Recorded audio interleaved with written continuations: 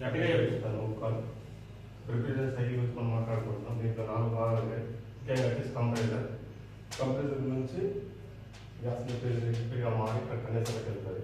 Condenser నుంచి high pressure దాటి ఇక్కడ నుంచి బ్యాటరీలో క్యాపిటల్ లైన్ కలుగుతుంది. ఇక్కడ నుంచి ఎవాపరేటర్ నుంచి లిక్విడ్గా మారి ప్రెషర్ జరుగుతుంది. మనం ఏం కలుస్తుంది ఇంకా బాగా చెప్పొచ్చు. ఇంకా బాగా ఎలా చెప్తారు? ఇక్కడ నుంచి ఇక్కడ ఉన్నప్పుడు ఏ స్టేట్ ఉంటుంది?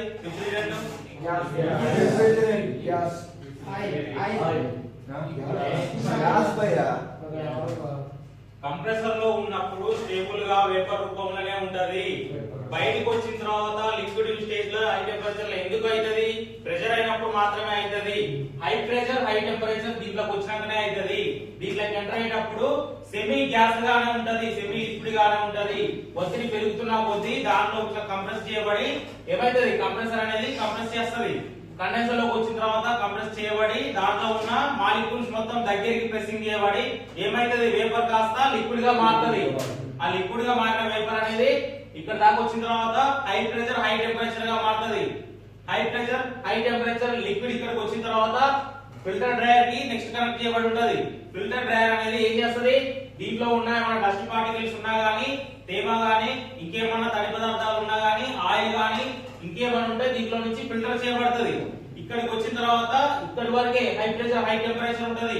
దీని తర్వాత ఇక్కడ నుంచి క్యాపిలరీ ట్యూబ్ అనే ఒక సన్నని తీగ వలె ఉన్నటువంటి కాపర్ మెటీరియల్ ఉంటది. అది దీని నుంచి ఎటు ఎవాపరేటర్ లకి ఎంటర్ అయ్యే దగ్గర ఏమైతుంది? దాని యొక్క సైజ్ అనేది పెరిగిపోతుంది. సైజ్ పెరిగిపోవడం ద్వారా ఏమైతుంది? అక్కడ నుంచి తుప్పిలు లాగా స్ప్రెడ్ అయిపోయి మొత్తం ఎవాపరేటర్ లో స్ప్రెడ్ అయిపోతుంది. స్ప్రెడ్ అయ్యేటప్పుడు ఏమైతుంది? ఇక్కడ దాకా లిక్విడ్ గా ఉన్నటువంటి రిఫ్రిజిరెంట్ ఇందులో కొన్ని ఎంటర్ అయిన తర్వాత గాలిలో కలుస్తూ అది వేపర్ రూపంలోకి వచ్చేస్తుంది. ఏమైతే వేపర్ రూపంలో అయినప్పుడు ఇక్కడ ఉన్నటువంటి వేడిని తీసుకొని చల్లదనాన్ని ఇస్తుంది. ఇదేం చేస్తుంది? వేడిని బయటకి ఇచ్చి బయట నుంచి చల్లదనాన్ని తీసుకుంటది. అందుకే దీన్ని కండెన్సర్ అంటారు. కండెన్సేషన్ ప్రాసెస్ కండెన్సర్ లో జరుగుతుంది. ఎవాపరేషన్ ప్రాసెస్ అనేది ఎవాపరేటర్ లో జరుగుతుంది. ఇక్కడ ఎవాపరేషన్ ప్రాసెస్ జరిగిన తర్వాత ఇక్కడ ఉన్నటువంటి ఇక్కడ దాకా వచ్చిన లిక్విడ్ రిఫ్రిజిరెంట్ దీంట్లోకి ఎంటర్ అవుతూనే ఏమవుతుంది?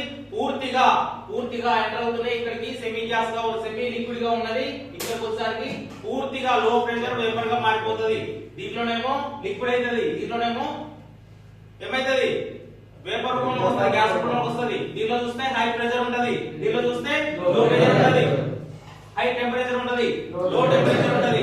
తర్వాత అదే స్టేట్ లో ఇక్కడికి వచ్చిన తర్వాత పూర్తిగా గ్యాస్ గా మారి కంప్రెసర్ లోకి వస్తుంది. ఎప్పుడు చూసినా గానీ ఇక్కడ కంప్రెసర్ లో స్టేబుల్ పార్టికల్ గా ఉంటది. అది ఒకవేళ ఇది నడిస్తే మాత్రమే కంప్రెషన్ జరిగితే మాత్రమే అది ప్రెషర్ గా డెవలప్ అయిపోయి ఇలా వస్తుంది అన్నమాట.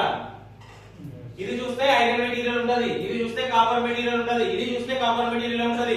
సింగిల్ డోర్ లో చూస్తే దాదాపు మొత్తం అల్యూమినియం ఉంటది. డబుల్ డోర్ లో కూడా ఇదే ఉంటది. పోతా ఉంటే సందర్భానుసారంగా ఇది కాపర్ దాకా కూడా వస్తుంది. మరి ఇది ఎందుకు మరి ఐరన్ పెట్టలేదంటే ఏం చెప్పాలా? ఇక్కడ ఐరన్ అయితే తుప్పు పడుతుంది, తడి మంచిగా ఉంటది కదా. అందుకే ఇది మన ఎవాపరేటర్ అనేది అల్యూమినియం మెటీరియల్ తో ఉండడం వల్ల తుప్పు పట్టడం జరగదు. కూర్చోండి. నారాజ్